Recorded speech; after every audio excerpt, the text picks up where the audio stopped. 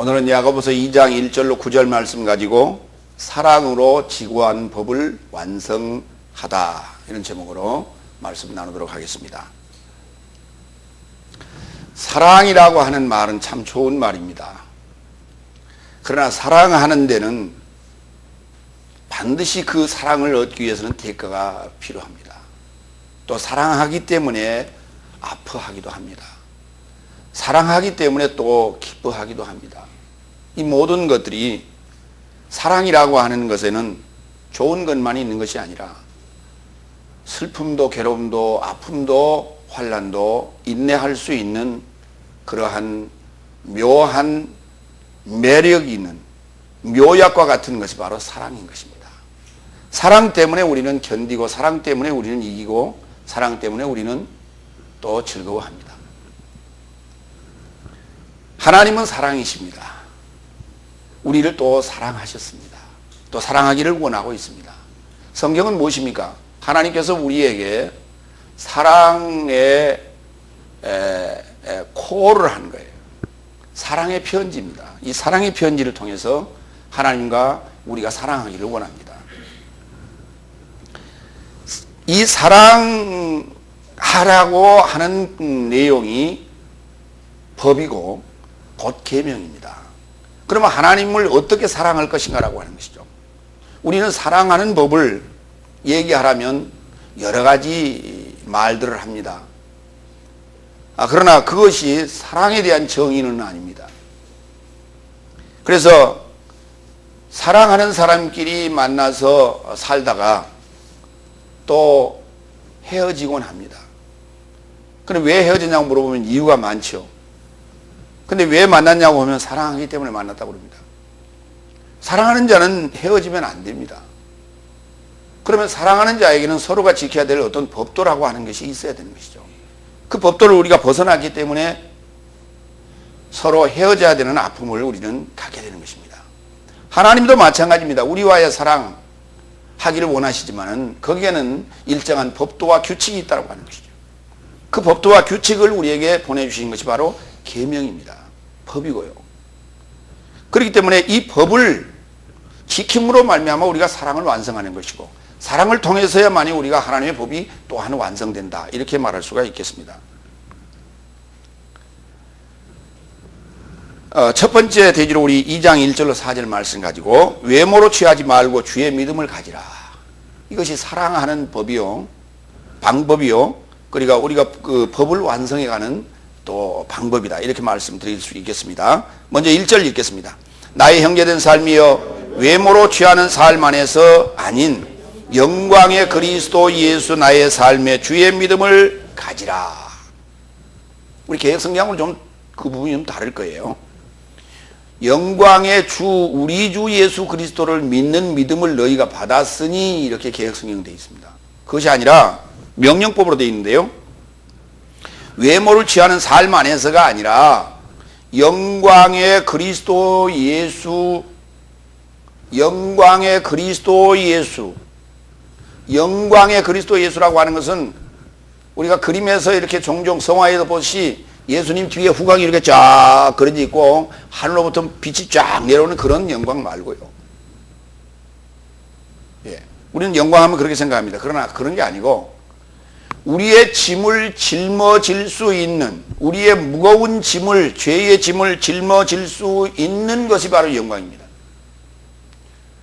여러분도 하나님 앞에 영광을 돌릴 수 있으려면 죄진 형제의 짐을 대신 져줄 수 있어야만이 영광이라는 단어를 쓸 수 있어요. 붙일 수가 있어요.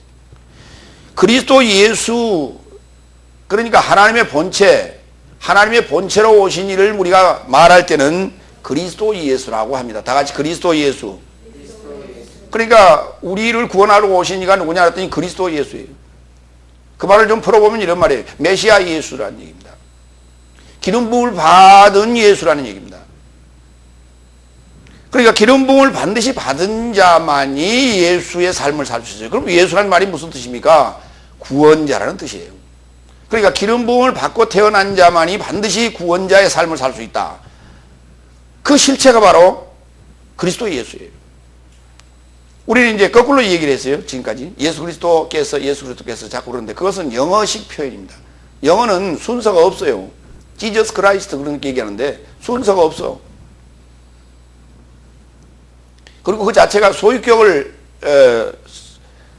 쓸 수가 없어요. 그럼 소유격을 쓰게 되면은 예를 들어서 그리스도 예수 이렇게 쓰면 예수 오브 지저스라고 해야 돼요. 그런데 그렇게 표현하지 않습니다. 그래서 영어식 표현으로 우리가 잘못 지금 이해하고 부르고 있다. 그러니까 그리스도 예수가 누구냐? 나의 삶의 주인이시다.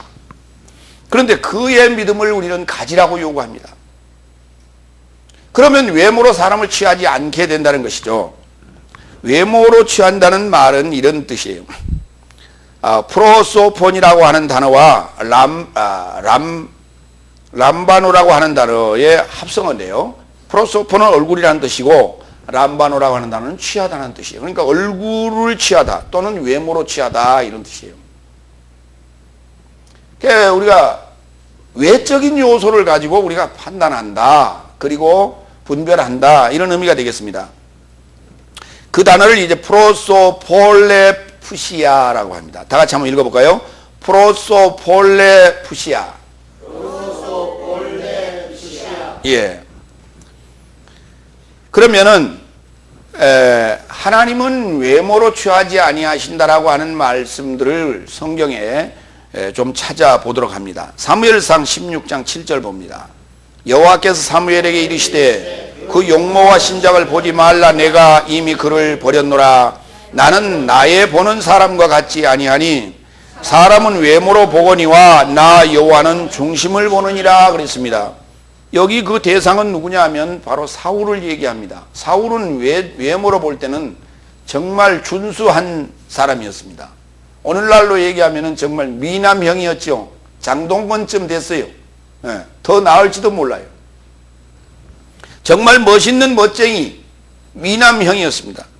그러나 그 중심에는 하나님을 향한 마음, 하나님께 순종하는 마음이 없었기 때문에 하나님께서는 그를 버렸다고 얘기합니다. 사람은 외모를 보거니와 나 여호와는 중심을 보느니라. 오늘 사람을 외모로 취하지 않는 자는 하나님과 같은 자라는 얘기입니다. 오늘 우리가 지구한 법을 완성하고 진정한 사랑을 할 수 있는 이가 누구냐? 하나님같이 되어야 된다는 것이에요. 로마서 2장 10절로 11절 봅니다. 그러나 선을 행하는 모두에게 영광과 존귀와 평안이 맺히리니 먼저는 유대인에게 그리고 헬라인에게라. 왜냐하면 하나님 곁에는 외모로 취함이 없으시기 때문이다 그랬어요. 선을 행하는 모두, 선을 행한다라고 하는 것은 뭐냐면 바로 하나님이 곧 선이십니다. 그래야 하나님의 삶을 살면 영광과 존귀와 평안이라고 하는 열매가 맺히게 되는데 그 영광과 평안과 존귀라고 하는 열매가 맺히려면 반드시 이 두 과정을 거쳐야 된다는 것이죠. 먼저는 유대인에게 그리고 헬라인에게라. 이게 지금 인종을 차별하지 않는다는 그런 얘기가 아니라 우리의 마음의 상태가 유대적인 사고, 곧 헤브라이즘적 신본주의적 사고와 그리고 헬레니즘, 인본주의적 사고, 성육신적 사고가 이렇게 구속사적으로 이 사상적으로 흘러야 된다는 것이죠. 그러한 속사정을 하나님은 보시지 외모를 버리지 아니하신다는 거예요. 그러면 이 외모를 본다라고 하는 것이 뭐냐? 외모를 보지 않는다라고 하는 것이 무슨 말인가? 다 같이 안면몰수. 그렇습니다. 하나님은 우리를 최종적으로 대하시고 만나실 때에 우리 잘 알고 있습니다. 내 이름도 알고 있고 내 얼굴도 알고 있고 내 뒤태도 알고 있어요. 그러나 그럴지라도 그분은 백보자 심판대 앞에 갔을 때 안면몰수합니다. 그때 우리는 밖에 어두운 데 쫓겨나가서 슬피 울며 이를 가는 역사가 있게 되는 것이에요. 하나님의 법대로 우리가 사랑하지 아니하면 이와 같이 쫓겨나가는 안면몰수당하는 꼴을 당하게 됩니다. 오늘 우리가 신앙생활을 해야 되고 하나님을 찾아야 되고 하나님 말씀을 들어야 될 이유는 바로 이 법칙대로 내가 사는가? 내가 이 법칙대로 사는가? 하나님의 법칙이 제대로 내게 이해되어졌는가라고 하는 걸 확인하는 과정들입니다. 이것이 오늘 주일날 여러분이 교회에 나와서 하나님 말씀을 들어야 될 이유인 거예요. 에베소 6장 9절 갑니다. 그리고 주인의 삶이여 저들을 향하여 이런 삶을 행하여 협박을 늦추라. 저희와 너희 주께서 하늘의 살 안에 계신 것과 그에게는 외모를 취함이 없다는 것을 알아차리라 그랬습니다. 여기 지금 상전들이라고 하는 주인 곧 지도자적인 자들에게 하는 경고입니다. 협박을 하지 말라는 거예요. 협박 늦추라는 거예요. 외모로 보고 하는 얘기죠. 외모로 보고. 예. 그래서 바로 너의 주인도 하늘에 계신 삶이요 저들의 주인도 하늘에 계신 삶이니 외모를 취함이 없으신 하나님을 알아차리라고 요구합니다.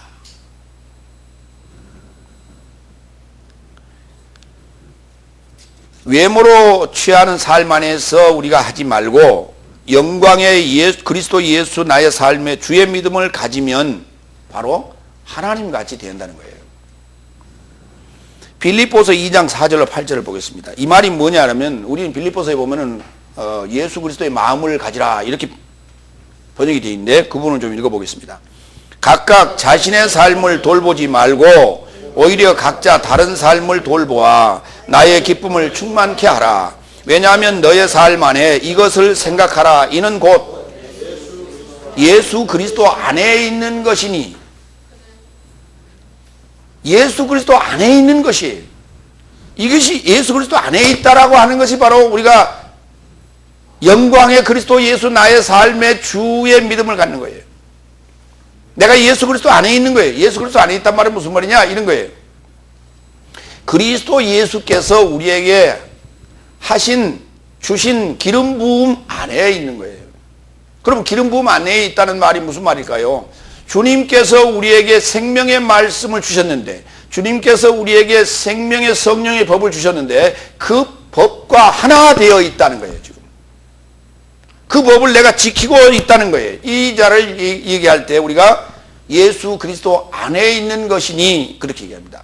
그럼 그분은 어떤 분인데요? 6절부터 그는 하나님의 모양 안에서 시작하여 하나님과 동등하게 있을 것을 빼앗긴 것이라 여기지 않으셨다고요. 하나님과 동등하신 님에도 불구하고 나의 이 권한을 빼앗겼다고 그렇게 생각지 않으셨다고요. 7절 오히려 종의 모양을 취하여 자신을 비워 사람 삶의 모습 안에 계셨으니 대단히 중요한 얘기입니다. 사람들의 모습 안에 계신 게 아니라 사람의 삶의 모습 안으로 오셔서 사람의 삶의 모습으로 계셨어요. 저와 여러분의 안에 오셔서 사람 삶의 모습으로 계셨어요. 8절 사람과 같은 형태로 발견되었으며 오히려 자신을 낮추어 사망까지 복종하였으니 곧 십자가의 사망이라. 예수님께서 십자가에 죽으시려면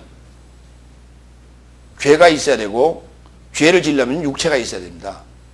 근데 예수님은 죄가 없으신 분이에요. 그렇기 때문에 죽을 수가 없습니다. 그런데 어떻게 육체를 입고 계셨으며 육체로 죽으셨는가요? 이것이 저와 여러분이 풀어야 될 숙제입니다. 지금까지 우리는 2000년 전에 단독 예수님께서 십자가에 우리의 죄를 위하여 대속의 제물로 돌아가셨다 이렇게 전부 여러분은 그렇게 알고 있어요. 그러면 그분이 죄를 지을 수 있는 육체를 가지고 계셔야 된다는 거예요. 그분은 죄를 지을 수가 없습니다. 육체를 가지고 있다는 것은 죄를 지었다는 얘기입니다. 그러면 어떤 상황으로 이해해야 되느냐?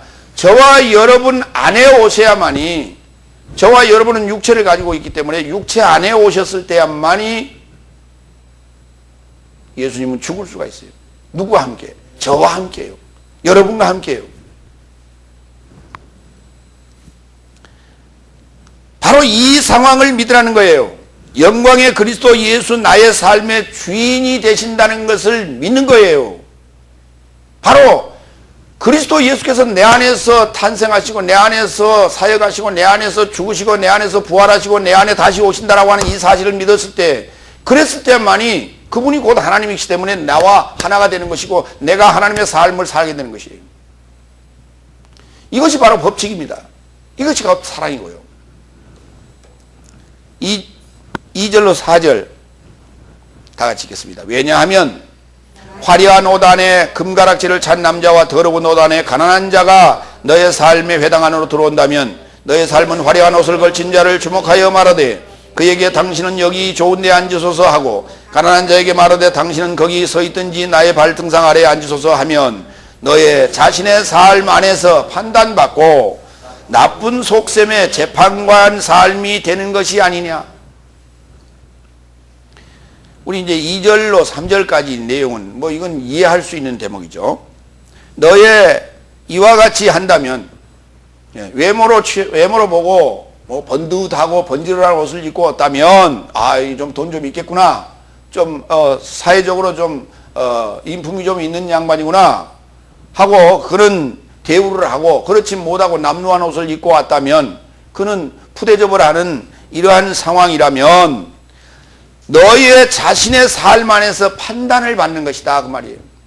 너의 삶, 너 스스로가 이렇게 대우하는 자나 그 대우를 받는 자나 서로 판단받는 거다는 거예요. 서로 판단하는 것이다. 그럴 거 아니에요. 아하, 내가 좀 옷 좀 번들하게 입고 왔더니 나를 좀 이렇게 대우하는구나. 그 사람은 그렇게 판단할 거 아니에요. 그런데 옷을 좀 남루하게 입고 왔는데 사실은 그렇지 않다고 칩시다. 그 사람은 그렇게 할 거예요. 내가 오늘 여기 헌금 좀 많이 하려고 왔더니 나를 푸대접 하는구나. 그러니까 내가 지금 오늘 그냥 가겠다. 그럴 거 아니에요. 그러니까 서로가 어떻게 대우하느냐에 따라서 상대는 나름대로 또 판단을 한다는 거예요. 그 단어, 판단을 한다라고 하는 그 단어가 디아크리노라는 단어인데요. 디아크리노라고 하는 말은 무슨 말이냐면, 통째로, 통과한다 이런 의미가 되고요. 크리노, 판결한다는 거예요. 그러니까 통째로 판결하는 거예요. 도매금으로 넘어가는 거예요. 이게 도매금으로 판결한다는 것이죠. 그걸 판단 이렇게 번역했어요. 우리 좀 그 단어가 쓰인 데를 좀 볼까요? 야고보서 1장 6절로 7절. 또한 믿음 안에서 구하고 조금도 의심하지 말라. 왜냐하면 의심하는 자는 마치 바람결에 요동치는 바다 물결 같으니, 왜냐하면 저 사람은 주의 곁에서 무언가 취할 거라고 예상하지 말라 그랬어요. 사람도 상대가 어떻게 나오면 벌써 상대를 판단하는데, 다시 말해서 판단한다는 얘기는 무슨 말이에요? 통박을 굴린다 이 말이에요. 속된 표현으로. 내가 지금 어떤 속셈으로 나에게 접근하는구나 라고 하는 그 통박을 굴리는데 하나님이 오죽하겠느냐라고 하는 것이죠. 그런데 우리가 하나님께 지혜를 구하는 자가 구하고 나서 의심한다면이란 말이에요. 이게 의심한다는 면이란 말이 무슨 말이냐면 이게 통박 굴린다는 거예요. 이게 하나님 앞에 우리는 순전해야 돼요. 그러지 계산하거나 통박 굴리지 말라고요. 그러면은 하나님께 뭔가를 취할 거라고 예상하지 말라. 그냥 하나님 앞에 조건부로 여러분 기도하지 마세요. 그렇게 간구하지 마세요. 이거 통박 굴리는 거거든요. 고린도전서 11장 29절로 31절.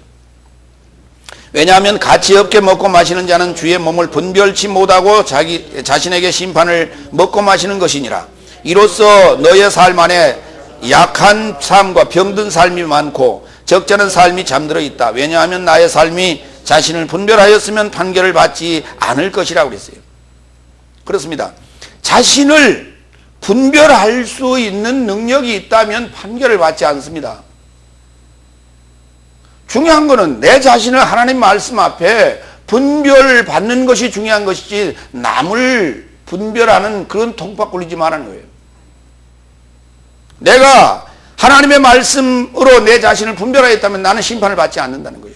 중요한 건 우리가 성경을 공부하는 것은 내 자신을 비춰보라는 것이지 이 말씀 가지고 남에게 그 심판의 잣대로 활용하라는 얘기가 아니라는 거예요.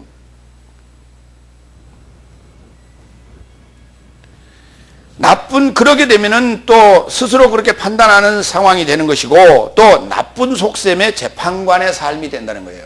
그렇죠. 같은 얘기입니다. 이 속셈이란 단어는 디아로기스모스라고 하는데, 디아로기스모스란 말은 이런 거예요. 통째로 디아로기스모스, 로고스라는 개념인데요. 계산한다는 거예요. 이게 이제 이 디아크리노나 디아로기스모스나 사실은 느낌이 비슷해요. 예. 뭐 이게 속셈, 예. 꿍꿍이가 있다는 거예요. 꿍꿍이. 우리 그렇게 이제 번역할 수 있는데, 그러면은 그 꿍꿍이라고 하는 그 재판관, 그러니까 성경에는 좋은 재판관도 있고 나쁜 재판관이 있는데, 오늘 여기서는 나쁜 재판관으로 지금 표현을 했어요. 마태복음 15장 18절로 20절을 보겠습니다. 입에서 나오는 것들은 마음에서 나오나니 이것이 사람을 더럽게 하느니라. 마음에서 악한 생각과 살인, 간음, 음란, 도적질, 거짓 증거, 회방이 나오나니 사람을 더럽게 하는 것이 이것들이니라.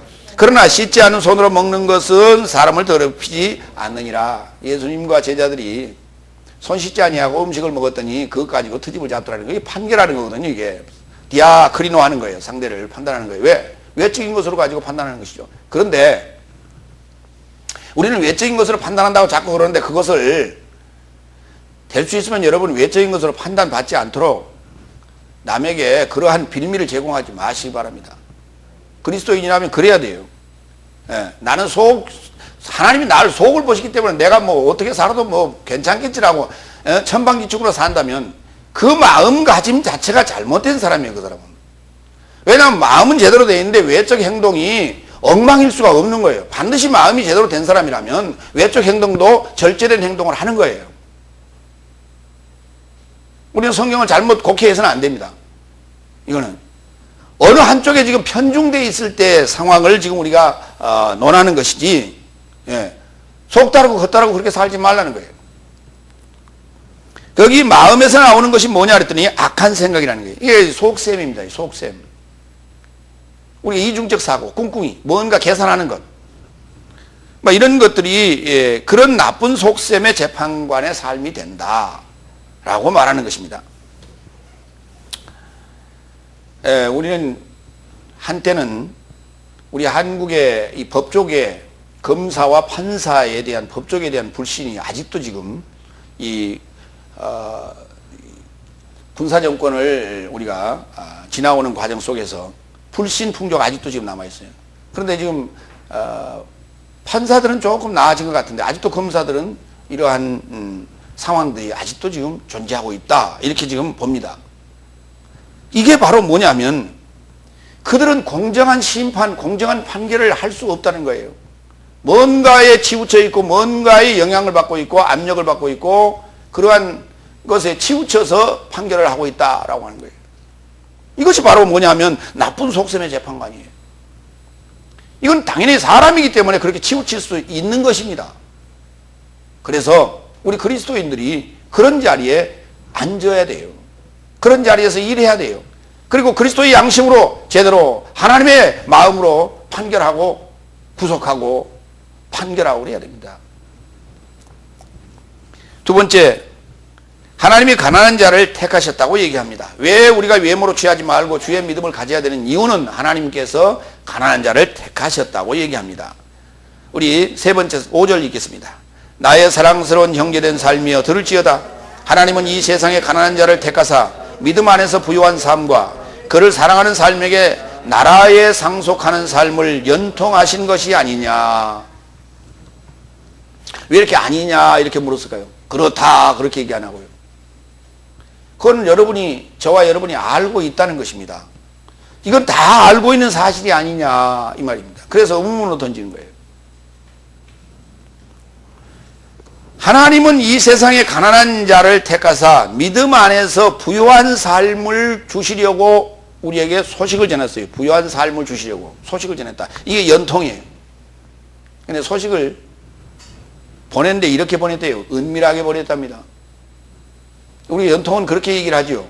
그러나 이건 은밀하게 보낸 건 아닙니다. 공개적으로 보냈습니다. 그러나 그 소식을 똑 따먹고 마는 소식이 아니라 이 소식은 하나님과 나와의 관계를 연결해주는 전기줄과도 같고 수도 파이프와도 같은 거예요. 이게. 그러면 무슨 말이냐면 이 소식이라는 게요, 우리는 일반적으로 소식 그러면 입으로 전달하는 소식도 있고 편지를 써서 보내는 소식도 있습니다. 그러나 어떤 이는 편지를요, 죽을 때까지 그 스크랩을 해서 그 사진첩 같은 데다가 또는 앨범 같은 데 이렇게 가지고 있는 그런 사람이 있어요. 근데 그 특히 연애 편지예요. 근데 어떤 이는 결혼하기 전에 연애 편지 했던 거 다 소각하고 오죠. 그런데 잠시 그걸 깜빡 잊어가지고 결혼하고 나서 난리가 나는 집도 있어요. 어쨌든 그 편지는, 연애 편지는 가지고 싶고 해요. 오래도록 갖고 싶어요. 저는 결혼하기 전에 그거 다 소화하고 결혼했습니다. 그런데 하나님하고 우리가 결혼을 하는 데 있어서는 이 편지 가져가야 되는 거예요. 이 편지, 이게 편지입니다. 여러분과 제가 지금 보는 이 성경, 이게 편지예요. 사랑의 편지. 이게 소식인데, 이 소식이 하나님과 저와 여러분을 연결해주는 연결고리라고요. 그래서 그걸 연통이라 이렇게 번역했어요. 예. 그러니까 믿음 안에서 부요한 삶을 우리에게 주시고자 하나님께서 우리에게 연결된 소식을 주셨다고요. 그 가난한 자들이 누구냐 그랬더니 이런 자들입니다. 마태복음 5장 3절. 영으로 가난한 삶은 행복하다. 왜냐하면 하늘 삶의 나라가 그의 삶이요 그랬어요. 하늘 삶의 나라가, 하늘적인 삶의 나라가, 비를 주고 햇빛을 주고 맑은 공기를 주는 그러한 삶의 나라가 그의 삶이라는 거예요. 가난한 자의 삶이라는 거예요. 그러면 이 가난하다라고 하는 것이 어떻게 가난하다냐? 영적으로 가난하다 그 말입니다. 육적으로 가난하다는 얘기가 아니라 영적으로 가난하다는 얘기예요. 그러면 이게 육적으로는 부자냐? 육적으로 부자일 수 있어요.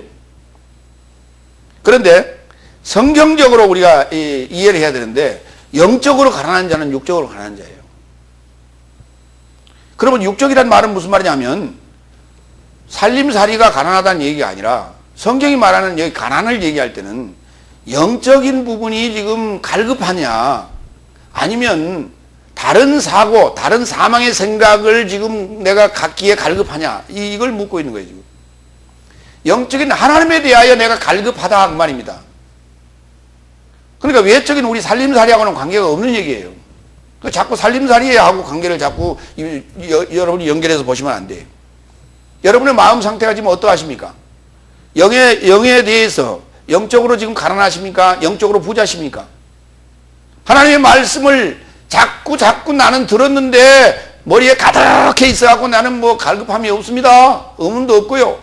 질문도 없고요. 그건 부자예요. 그건 영적으로 부자입니다. 그런데 하나님 말씀을 들어도 이해가 잘 안 되고 들어도 의문이 생기고 이게 무슨 말인지 잘 이해가 안 갑니다. 하나님 지혜를 주시옵소서. 이 자가 바로 가난한 자예요. 복음은 그 자에게 전해지는 거예요. 복음이 그 자에게 전해지는 거예요.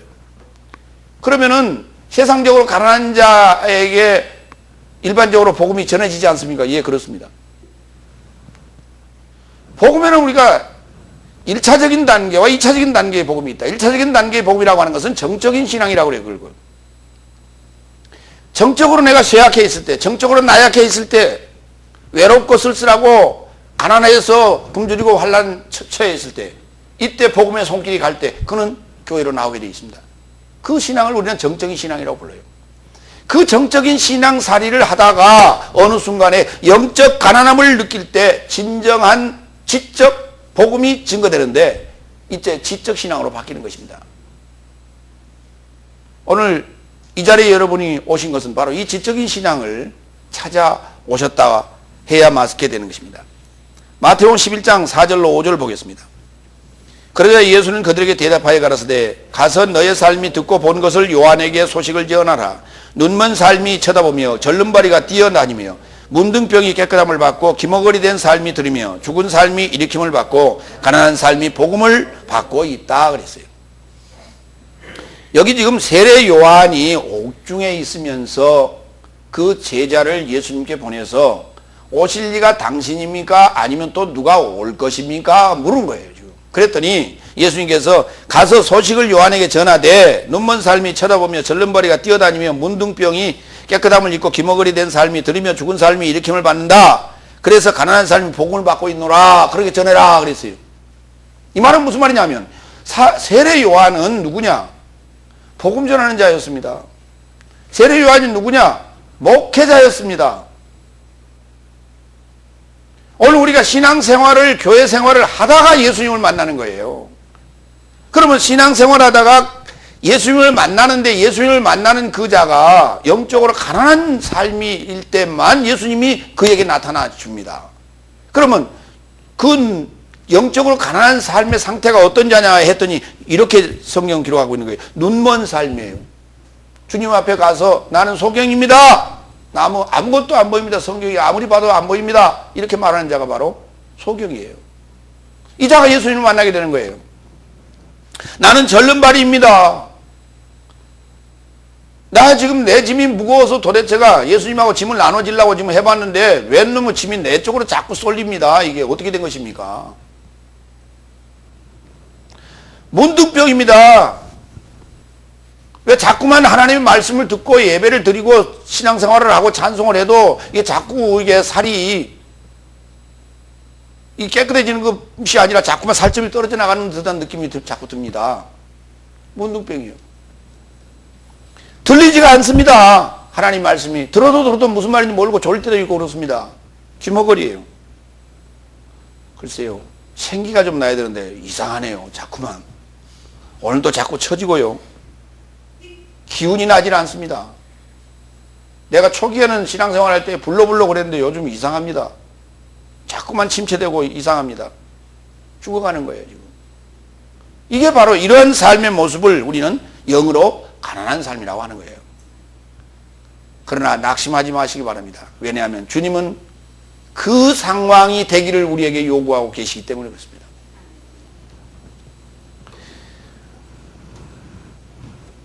이들에게 무엇을요? 믿음 안에서 부요함을 하늘 양식으로 부어주는 부요함을 소식으로 전하겠다는 것입니다.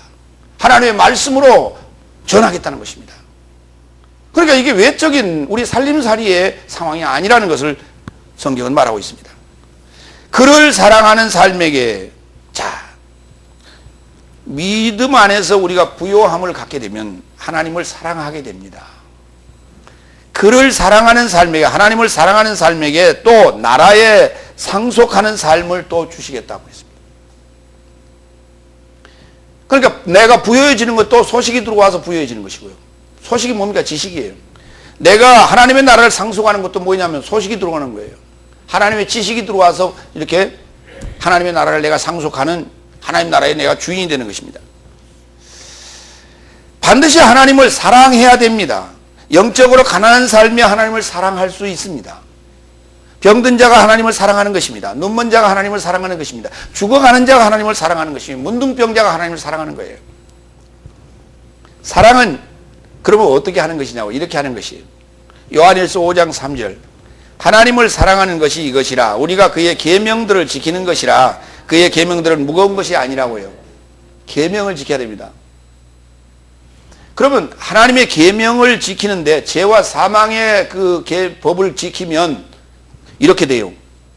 눈도 멀게 되고 절름발이 되고 문둥병 걸리고 귀머거리 되고요. 죽어가게 돼요.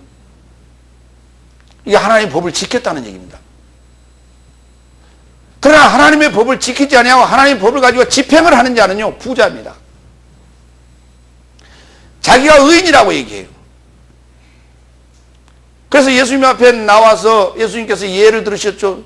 두 사람이 성전에서 기도하는 그 모습을 보여줍니다. 세리와 바리새인의 기도. 여러분이 잘 알죠. 바리새인은 자기의 의를 내세웠어요. 그러나 세리는 나는 주님 앞에 고개를 들 수가 없나이다. 나는 죄인이로소이다. 그러고 기도했습니다. 세리가 지금 하나님의 법을, 하나님의 계명을 지키는 자였습니다. 그러나 우리가 외적으로 볼 때는 바리새인이 하나님의 계명을 지키는 자라고 이해했죠. 아니에요. 그는 하나님의 계명을 집행하는 자였습니다.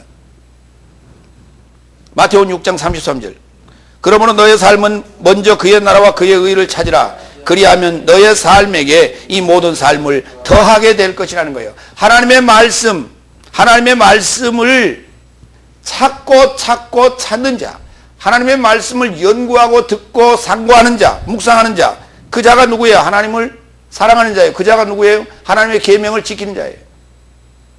하나님 말씀을 지키면, 하나님 말씀을 연구하면 내가 귀머거리, 바보, 멍충이, 죽은 자, 문둥병자, 절름발이가 된다니까요. 그러다가 이제 제대로 주님을 만나게 되면 눈이 열리고 귀가 열리고, 뛰어다니게 되고 생명을 소유하게 되는 거예요.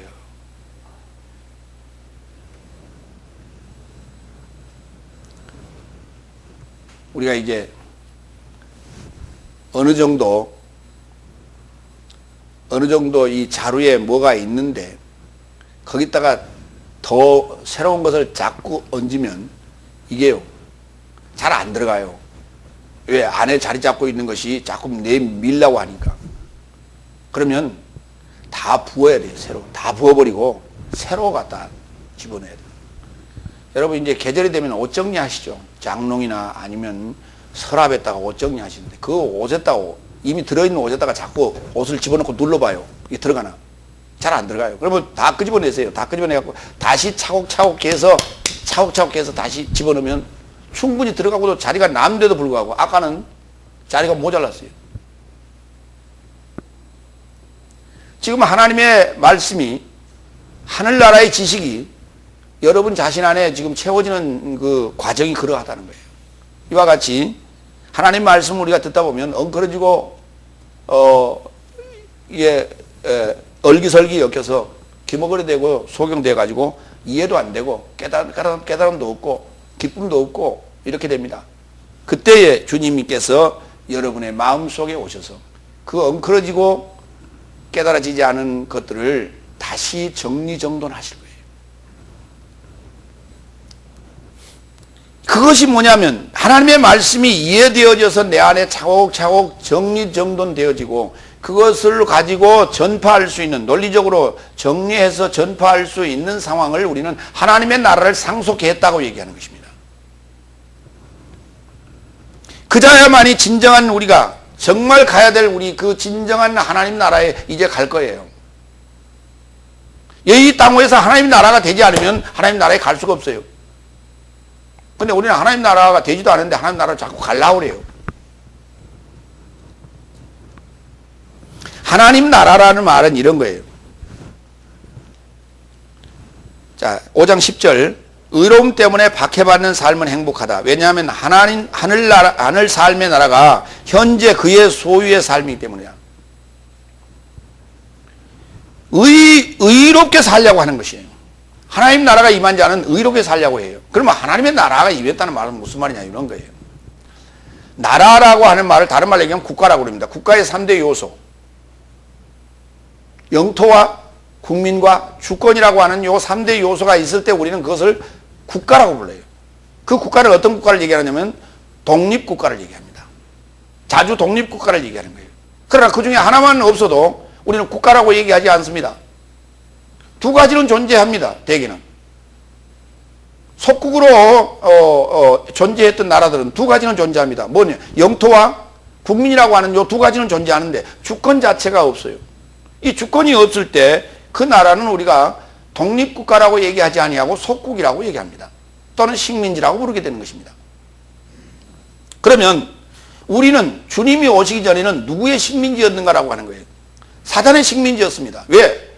주권이 회복되지 않았기 때문에 그렇습니다. 주권이라는 게 뭐냐면 법이에요. 우리나라가 일제 36년 동안에 주권을 빼앗겼기 때문에 우리는 일제의 속국이 됐습니다. 그러나 8.15 해방 이후에 우리가 우리의 주권을 회복하는 때가 어느 때였느냐? 8월 15일이 아닙니다. 우리는 8월 15일이 광복절이라고 지금 그날을 크게 경축하며 우리가 기뻐하고 기억하곤 합니다. 그러나 기념하는데 우리나라가 정말 진정한 주권이 회복되는 날은 7월 17일이었습니다. 헌법이 만들어진 날이었습니다. 제헌절입니다. 그날이 진정한 우리나라가 주권이 회복되고 완전한 독립국가의 형태를 갖춘 날이었습니다. 이스라엘 백성이 애굽에서 나왔을 때 두 가지 조건이 있었습니다. 하나, 국민밖에 없었습니다, 원래는. 그러나 영토가 없었어요. 영토. 남이 살지 않는 그런 그 광야, 사막의 땅을 줬습니다. 두 가지 확보됐습니다. 그러나 그게 하나님의 나라가 되려면 하나의 조건이 더 있어야 돼요. 주권이라고 하는 게 있어야 됩니다. 그래서 시내산에서 모세를 통하여 하나님의 율법을, 계명을 그들에게 보내줍니다. 그래서 세 가지의 조건이, 3요소가 갖춰짐으로 말미암아 이스라엘이라고 하는 나라가 형성되게 되는 것입니다. 오늘 우리가 하나님의 나라가 되려면 하나님 나라의 백성이 있어야 되고, 하나님 나라의 영토, 여러분 자신이 땅덩어리예요. 하나님의 땅덩어리. 그리고 하나님의 주권이 여러분 안에서 이 세워졌을 때만이 3요소가 갖춘 하나님 나라라고 부르는 거예요. 이걸 하늘나라 또는 하나님 나라라고 부르는 거예요.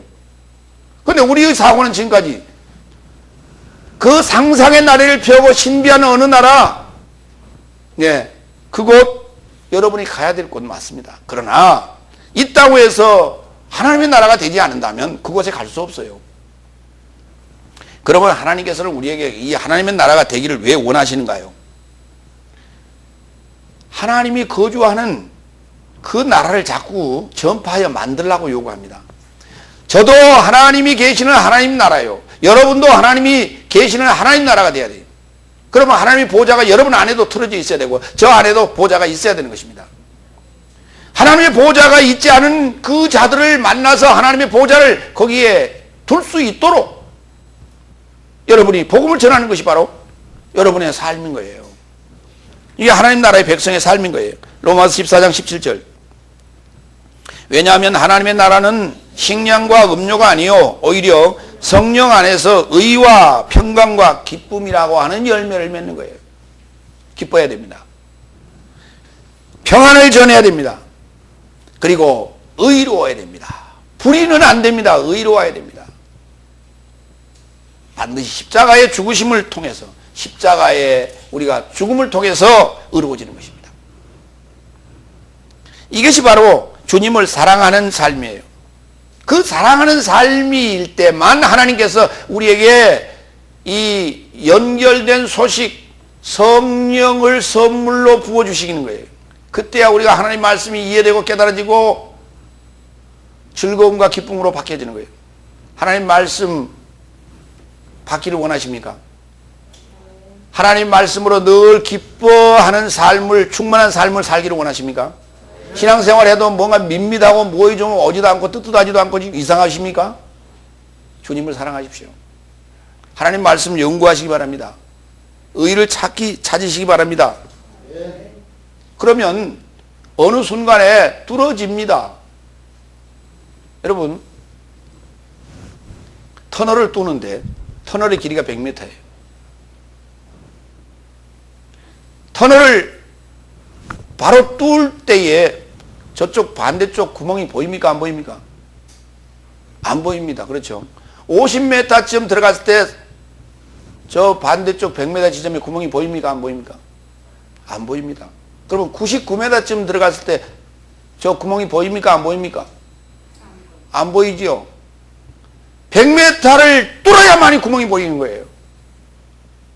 오늘 우리가 하나님의 말씀이 내 안에 들어와서 충만함을 느끼고 내가 기뻐하고 즐거워하는 이러한 삶이 된다고 하는 것은 바로 그 100m 다 뚫었을 때 얘기입니다. 그러나 그 전까지는 답답합니다. 얼마나 남은 거야 도대체? 99m쯤 왔어. 1m 남았구만. 희망이 있죠. 거기서 포기하는 사람은 없습니다. 그러나 우리가 가는 주님을 만나는 그 기쁨의 순간이 이게 1m쯤 남았다고 이게 그렇게 잴 수 있다면 얼마나 좋겠습니까? 그래서 인내하라는 거예요. 인내하세요. 하나님 나라는 인내하지 않는 자에게는 하나님 나라는 허락되지 않습니다. 답답할지라도 인내하고 가야 됩니다. 기도해야 됩니다. 말씀 묵상해야 됩니다. 참여해서 자꾸 들어야 됩니다. 네 번째, 우리 6절 다 같이 보겠습니다. 그러나 너의 삶은 가난한 자를 멸시하였도다. 너희 부자의 삶은 너의 삶을 억압하며 법정으로 잡아가지 않느냐. 그렇죠. 너희의 부자의 삶은 네가 그렇게 환대하고 좋은 자리 마련해 주고 했던 그 부자의 삶이 너의 삶을 억압하며 법정으로 잡아가지 않았느냐라고 하는 거예요. 그러면 그 너의 부자의 삶이 너의 삶을 법정으로 잡아간 까닭이 뭐냐고요. 성경은 이렇게 기록하고 있어요. 마태복음 5장 25절. 너를 고발하는 자와 함께 길에 있을 때에 급히 화해하라. 그 고발하는 자가 너를 재판관에게 내어주고 재판관이 옥졸에 내어주어 옥에 가둘까 염려하라 그랬어요. 너를 고발하는 자와 함께 어디에 있을 때? 다 같이 길에 있을 때. 그렇습니다. 지금 오늘 지금 복음을 전하는 이 모임의 장소가 바로 길입니다. 이 모임의 장소가 바로 방법입니다. 하나님께로 가는 방법이에요. 이 지금 여러분과 저와의 관계, 지금 이 삶 자체가 관계, 이게 방법이에요. 그런데 너를 고발하는 자, 고발할 수 있는 그 자가 부자인데 그 자에게 화해를 하지 않았다는 거예요. 아니 그러면 좋은 자리 갖다 드리고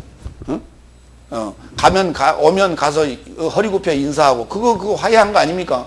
그건 화해한 거 아니래요. 세상 사람도 그렇게 한대요. 성경이 말하는 화해는 그게 아니에요. 하나님과 원수되었던 이 관계를 화해시켜 줘야 돼요. 하나님과 원수되어 있는 이 관계를 화해시켜 주는 것이에요. 세상에서 아무리 잘나고 똑똑하고 잘 나갈지라도 그는 하나님과 원수예요. 그렇기 때문에 그 자가 하나님과 화해할 수 있도록 그 중개 역할을 해줘야 된다는 거예요. 이게 복음을 전하지 않았다는 거예요. 사람 대접은 했어도. 그렇다면 그가 너를 법정으로 끌고 갈 것이다. 그는 누구예요? 그 부자 속에 누가 들어있어요? 부자의 주인은 누굽니까? 사단이에요. 사단이 너를 고발해서 너를 법정으로 끌고 갈 것이다. 누구한테 고발해요? 하나님한테 고발한다니까요. 그래서 내가 제대로 일 못했기 때문에 나를 옥졸에게 집어넣어서 옥에 가둘 것이라는 거예요. 나중에는 불사르겠죠. 교회라고 하는 것은 사람 대접하는 곳이 아닙니다. 교회라고 하는 것은 죄인을 하나님 만드는 곳이에요. 불의한 자를 의로운 자로 만드는 곳입니다. 그렇기 때문에 사람 대접하지 말라는 거예요. 지금. 그럼 사람을 대접을 했다면 너는 반드시 고발당한다는 거예요. 다섯 번째 7절. 저의 삶은 너의 삶을 연결하여 초청받은 좋은 이름을 못 얻어가지 않느냐. 지금 실제 일어나고 있는 상황이라는 거예요. 의문으로 지금 두 가지 던졌어요. 주의 이름이 부자에게 모독을 받는 까닭이 뭐냐고요. 사랑하지 않는 까닭입니다. 우리 조금 전에 우리 찬송 공부에 들었죠. 찬송 우리 불렀잖아요. 사랑하지 않는 까닭에, 사랑 없는 까닭에 저들 실망한다고요. 로마서 14장 15절 16절. 그래서 내 형제가 식량으로 인하여 근심하게 된다면 내가 더 이상 사랑을 조차 두루 다니지 않는 것이요. 그 대신 그리스도께서 죽으셨으니 내 식량으로 형제를 멸망케 하지 말라. 그러므로 너희의 선한 것이 모독을 받지 않게 하라. 불의한 제물로 친구를 삼으라는 거예요. 사람을 살리는데 무엇을 늘 아껴야 되겠느냐라고 하는 것입니다. 먹을 것이 없다면 먹을 것 갖다 줘야 되겠죠. 입을 것이 없다면 입을 것 갖다 주면서 우리가 전도해야 되지 않겠습니까? 그걸 아낀다면 바로 선한 것이 모독을 받게 된다는 거예요. 하나님 자체가 하나님이 욕을 먹게 된다는 거예요. 저와 여러분의 삶이 어떠하느냐에 따라서 하나님이 모독을 받는다는 거예요. 그러니까 하나님 욕먹이지 마시라고요. 우리가 가장 화낼 때가 이런 얘기예요.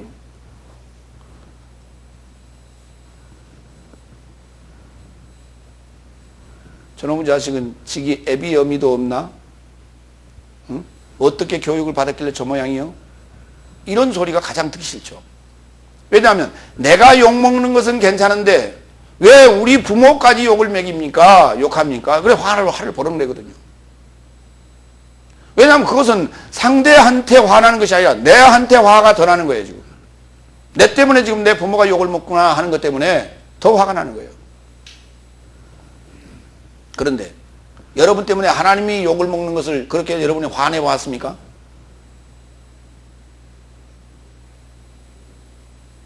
자기 부모 욕 먹는 것은 화냈어요. 그러나 내 때문에 하나님이 욕먹는 것은 화를 내봤냐고요. 누구한테? 자신한테. 디모데전서 1장 13절. 예전에 신성모독과 추적과 폭행을 하던 내가 오히려 긍휼을 입은 것은 무지하여 불신앙 안에서 행하였기 때문이다. 이거 누구 얘기냐면 바울이 사울로 있을 때의 얘기입니다. 바울이 사울로 있을 때가 뭐였습니까? 부자였습니다. 부자였을 때 그는 뭐였냐? 하나님의 이름을 모독했습니다. 신성 모독했습니다. 그리고 핍박했습니다. 그리고 폭행도 했습니다. 그런데 그 상황이 뭐였냐고요? 불신앙 안에서 그랬다고요. 그러면 이렇게 되는 거예요. 부자라는 게 뭐냐면 불신앙입니다. 가난한 자가 누굽니까? 신앙인입니다.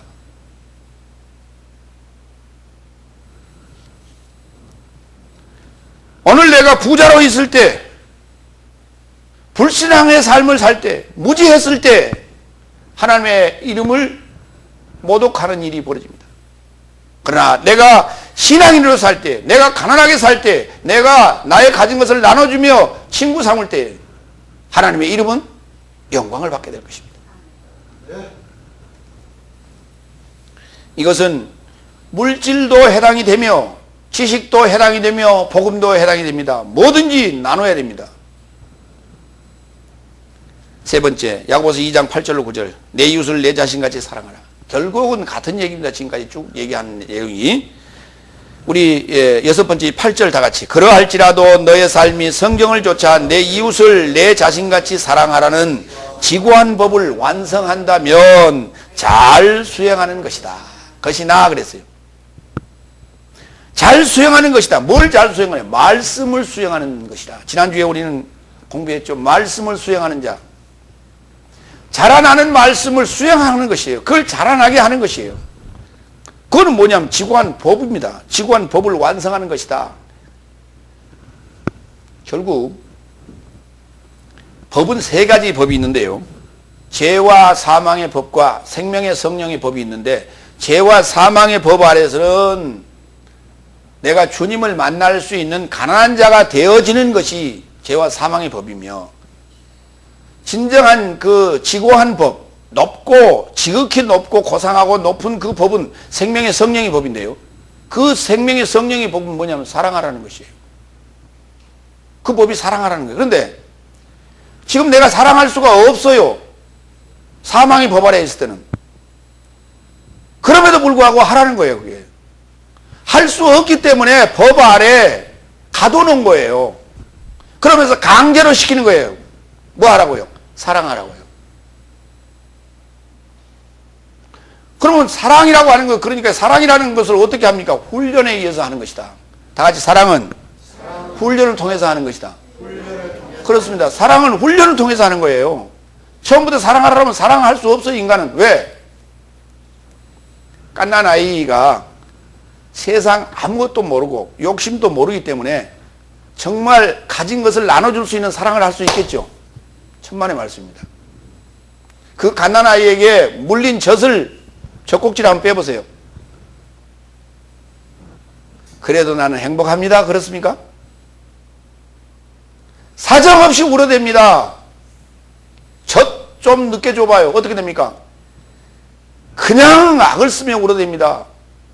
근데 좀 기다려봤어요. 얼마나 우나 그러고 기다려봤어요. 그랬더니 정말 조금만 더 울면 죽을 것 같아요. 애들 우는 거 보세요. 금방 자질이 될 것 같아요. 숨이 끊어질 것 같아요. 금방 넘어가요. 금방. 정말 욕심쟁이도 그런 욕심쟁이가 없습니다. 애들. 그렇기 때문에 사랑하는 거 훈련해야 됩니다. 하나님을 사랑하는 거 훈련해야 됩니다. 그렇기 때문에 훈련하는 방법을 잘 모르기 때문에 훈련소 감옥에 집어넣어 가지고 죄인으로서 감옥에 집어넣어서 우리를 훈련했던 거예요. 사랑하는 훈련, 나누는 훈련, 듣는 훈련, 인내하는 훈련, 참는 훈련, 이거 했던 거예요. 이게 교회 생활이에요. 신앙 생활이고. 이 과정이 마스터가 되면 그때 주님께서 하늘에 부여하는 것으로 채우시고 하나님 나라를 상속해주는 역사가 저와 여러분에게 있게 되는 것입니다. 그런 것이지 교회 나와서 부자로 살고 평안하게 살고 문제 해결하고 이러라고 교회에 나오라는 거 아니었습니다. 근데 우리는 그러기 위해서 교회 다니고 있어요. 지금 많은 사람들은 그렇게 다니고 있어요. 로마서 8장 1절로 2절. 사랑의 법을 완성하는 말씀의 수행자는 이런 상황입니다. 조금 전에 말씀한 내용이죠. 8장 1절로 2절.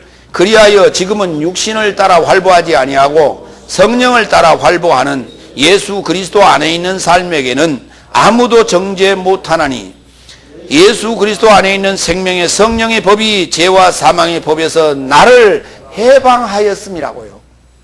주님을 만나게 되면 영으로 가난한 삶은 죄와 사망의 법에서 해방을 받게 됩니다.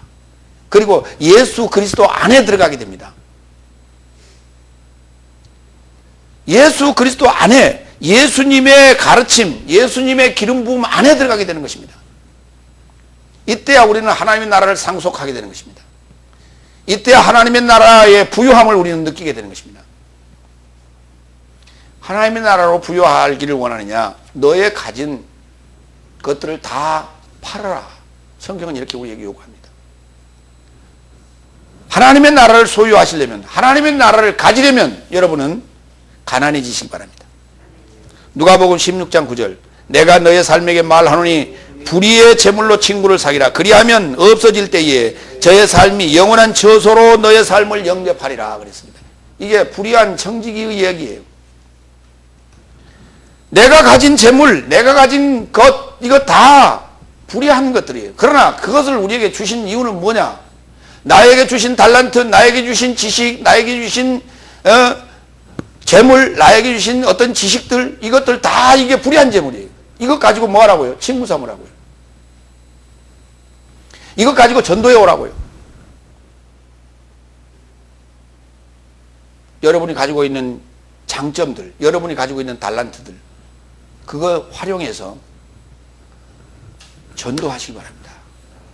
친구 삼으시기 바랍니다. 그러면 하나님께서 하나님 나라를 여러분의 마음 가운데 부여하도록 부어주시고 하나님의 나라의 상속권을 주실 것입니다. 마태복음 11장 19절. 인자가 와서 먹고 마시니 저들이 말하기를 보라 대식가요 애주가요 세리와 죄인의 친구라 하는구나. 그러나 그 지혜는 그녀의 삶으로부터 의롭게 되는도다. 그녀의 자녀의 삶으로부터 의롭게 되는도다. 예수님께서는 죄인과 세리의 친구셨어요. 그런데 보세요. 예수님께서 그들에게 뭘 나눠준 적이 있었습니까? 성경은 보면 애주가요 대식가요 그랬어요. 가서 맨날 주시는 거 받아 잡수셨어요. 여러분이 가진 것을 나누세요. 그러면 절대 공짜가 없어요. 여러분이 가진 것 나누세요. 처음에 나눌 게 뭡니까? 전도하는데 처음에 나눌 게 뭐예요? 물질입니다. 왜? 상대가 돈이 있든 없든 간에 상대를 데리고 올 때 지하철비, 버스비, 택시비라도 내줘야 돼요. 그럼 상대는 굉장히 미안해하죠. 그냥 그거 상대는 빚지고 못 삽니다. 왜? 지금까지 그렇게 살아왔거든. 반드시 다음에 점심 사든지 아니면 택시 태워주는데 자기가 돈 냅니다. 상대는 절대 공짜가 없어요. 그리고 여러분이 그에게 이제 그 이후에 그가 신앙생활을 하기 시작하면 그가 질문할 때, 그가 이해되지 않을 때, 그가 어떻게 할지 모를 때 가르쳐 주십시오. 그러면 상대는 그것 공짜로 넘기는 법 없습니다. 반드시 여러분에게 다음에 뭐 선물합니다. 반드시 다음에 만났을 때 저녁 삽니다. 절대 공짜가 없어요. 예수님께서 지금 세리와 죄인의 집에 들어갔을 때 거기 그냥 놀러 간 거 아니에요. 하나님 말씀 가지고 왔어요. 그랬더니 술도 주시고 밥도 주시고 했다고요. 아, 그랬더니 바리새인들이 보니까 아니 왜 그 집에 왜 들어가? 그 집에. 응? 하나님의 아들이라면서 왜 그 집에 왜 들어가? 우리도 안 들어가는데. 그들은 전도를 하는 것이 아니라 사람을 정죄했던 것이에요.